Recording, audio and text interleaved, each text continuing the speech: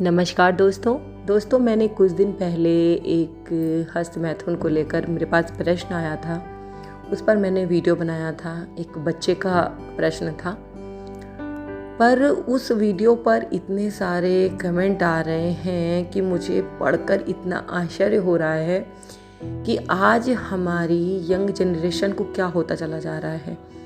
इतने ज़्यादा बच्चे इस आदत, इस लत में घिर चुके हैं कि कई बच्चों ने मुझे कमेंट किया है कि हम इस प्रकार से ये हस्त मैथुन, मास्टरबेशन जिसको कहते हैं, और भी कुछ कहते होंगे, मुझे पता नहीं है, हम करते हैं और साथ में हनुमान जी की भी पूजा करते हैं। क्या हमारी पूजा हनुमान जी तक पहुंच रही है, या हनुमान जी हमारी पूजा को स्वीकार कर रहे हैं, या हमें इसका कोई दंड मिलेगा, वगैरह वगैरह तमाम सारे क्वेश्चन थे।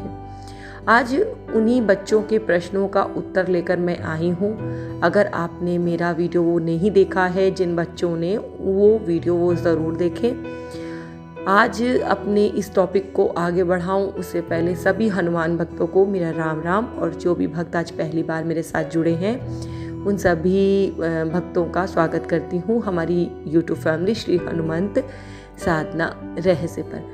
दोस्तों, गले में कुछ इन्फेक्शन हो गया था, जिस वजह से डॉक्टर ने एडवाइस किया था थोड़ा धीमे बोलने के लिए। तो बहुत सारे कमेंट आए जो मुझे प्यार करते हैं कि दीदी आपकी आवाज़ चेंज लग रही है, पर मैं बताना चाहती हूँ सलाह के अनुसार मैं थोड़ा सा अपने गले को रोक कर बोल रही थी, धीमे धीमे बोल रही थी, पर मैं ही थी, आवाज़ मेरी ही थी। चलिए बढ़ते हैं आज के टॉपिक की तरफ। दोस्तों, हस्त मैथुन करने वाले बच्चे ये क्यों नहीं समझ रहे हैं कि वो अपना कितना बड़ा नुकसान कर रहे हैं। आप आगे जब बड़े होंगे, आपकी शादी होगी, ऐसा तो नहीं है कि आपको शादी नहीं करनी है, आपको अपना गृहस्थ आश्रम शुरू नहीं करना है। तो जब आप गृहस्थ आश्रम में आएंगे आपको ये सारे सुख प्राप्त होंगे, और उस समय अगर आपको ये सुख प्राप्त होंगे तो उससे आपको कोई ऐसी परेशानी नहीं होगी जो आप ये सारी क्रियाएं करके अपने शरीर को बर्बाद करने पर लगे हुए हैं। आप इसे क्यों नहीं छोड़ पा रहे हैं? बहुत गलत आदत है। मैं ये नहीं कहूँगी कि हनुमान जी आपको इसका कोई दंड देंगे, क्योंकि हनुमान जी इस पर आपको कोई दंड नहीं देंगे, लेकिन आप अपने साथ जो नुकसान कर रहे हैं, आप अपने साथ इस कार्य को करके अपने परिवार का, अपने आगे आने वाले भविष्य का जो आप नुकसान कर रहे हैं, वो क्या एक दंड नहीं है? इसे आप रोकने का प्रयास कीजिए। मैं आपको बताने जा रही हूँ कुछ एक ऐसे छोटे छोटे कार्य जिनको करने से आप इस आदत से मुक्ति पा जाएंगे 110%। लेकिन आपको 21 दिन इन कार्यों को करना होगा, क्योंकि कहते हैं कि अगर हम किसी कार्य को 21 दिन तक करते हैं तो वो आगे हमारी आदत में आ जाता है और उसके हमें सुखद परिणाम प्राप्त होते हैं। तो आपको करना क्या है? उन सभी बच्चों को पहले मैं सलाह दूंगी कि ये जो आप कर रहे हैं इसे बिल्कुल छोड़ दीजिए। मुझे मालूम है छोड़ना कठिन है, क्योंकि ये ऐसी लत है जो एक बार लग गई तो छूटती नहीं है जल्दी। लेकिन ऐसा भी नहीं है कि इम्पॉसिबल है, आप अगर उसको छोड़ने का प्रयास करना चाहें तो छूटे ना। छूट सकती है, मेहनत करनी पड़ेगी, अपने मन पर संयम करना पड़ेगा, अपने मन को समझाना पड़ेगा। तो पूजा आप कीजिए, आपको उसका कोई दुष्परिणाम नहीं होगा। भगवान आपको इन बातों के लिए दंड नहीं देते हैं। मैं सारे लोगों से कहना चाहती हूँ कि भगवान कभी भी इन बातों का दंड नहीं देते हैं। ये आप अपना नुकसान कर रहे हैं, किसी और का नहीं। जब आप किसी और का नुकसान करते हैं तब आपको दंड प्राप्त हो सकता है। आप अपना खुद का नुकसान कर रहे हैं, करते रहिए, है ना। भगवान आपको मेरे माध्यम से समझाने का प्रयास कर रहे हैं। समझे या ना समझे ये आपकी अपनी मर्जी है। तो चलिए मैं आती हूँ कि आपको करना क्या है। कल से ही एक कॉपी आप ले लीजिए।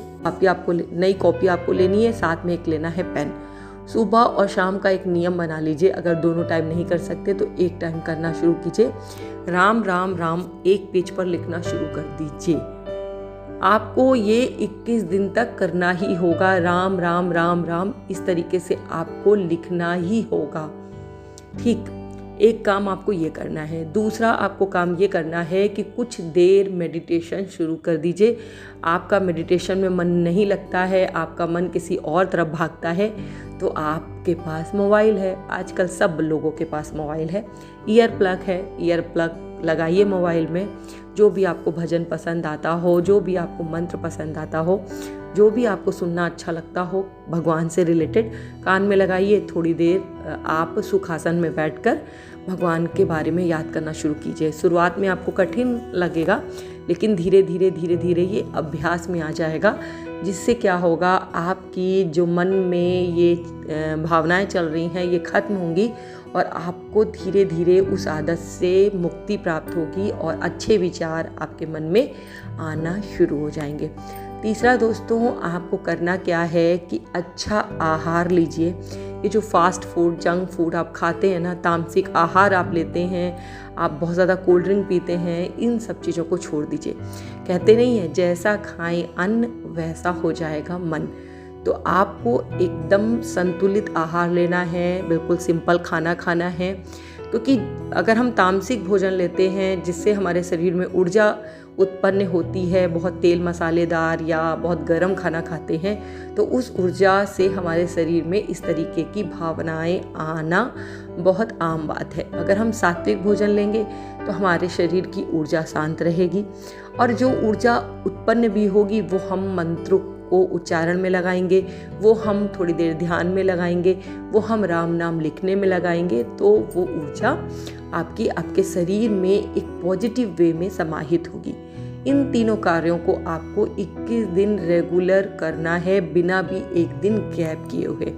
चाहे लड़की हो चाहे लड़के, कोई भी इसको कर सकते हैं। 21 दिन इसे करके देखिए, फिर मुझे कमेंट कीजिएगा कि आपको क्या मतलब इसका रिजल्ट मिला है। मुझे उम्मीद है जो भी बच्चे पूरे दिल से इस कार्य को करेंगे उनको इस आदत से मुक्ति 100% मिलेगी। भगवान से प्रार्थना कीजिए, रोज़ उनसे कहिए कि आप इस आदत को छोड़ना चाहते हैं और वो आपको इस आदत को छोड़ने में मदद करें।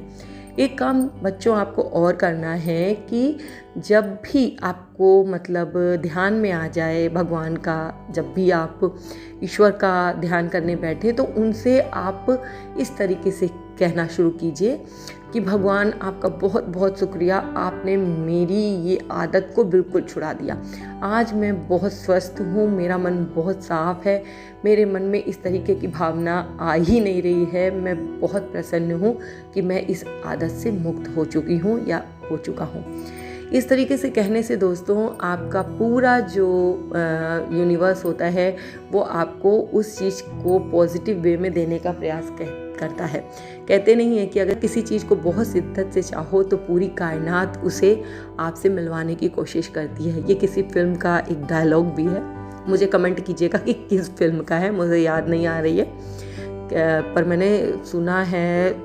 याद आएगी तो फिर आप लोग कमेंट करेंगे तो मुझे ज़रूर याद आ जाएगा। याद आ जाए तो मुझे कमेंट कीजिएगा। तो ये सच भी है कि अगर आप पूरे दिल से किसी चीज़ को मांगते हैं तो पूरा जो ये कायनात होती है, यूनिवर्स होते हैं, ये पूरा आपके जो भगवान जी होते हैं आपको वो देने का ज़रूर से ज़रूर प्रयास करते हैं। इन सब कामों को करना शुरू कीजिए। अच्छे विचारों के साथ इस वीडियो को आगे शेयर कीजिए ताकि जो लोग इस तरीके की समस्या से ग्रसित हैं वो मुक्ति पाएं और अपने नए जीवन को शुरू कर सकें। और इसी शुभ कामना के साथ मैं बाबा से प्रार्थना करती हूँ कि बाबा जो भी बच्चे इस तरीके की प्रॉब्लम से ग्रसित हैं उन्हें बिल्कुल भी इस आदत से मुक्ति दिला दीजिए और उनके भविष्य में ढेर सारी खुशियाँ भरिए। वो खूब तरक्की करें, खूब आगे बढ़ें और अपने मन मुताबिक उन्हें सब कुछ प्राप्त हो वो जो चाहते हैं। इसी के साथ दोस्तों जय श्री राम, जय बाबा की और हर हर महादेव।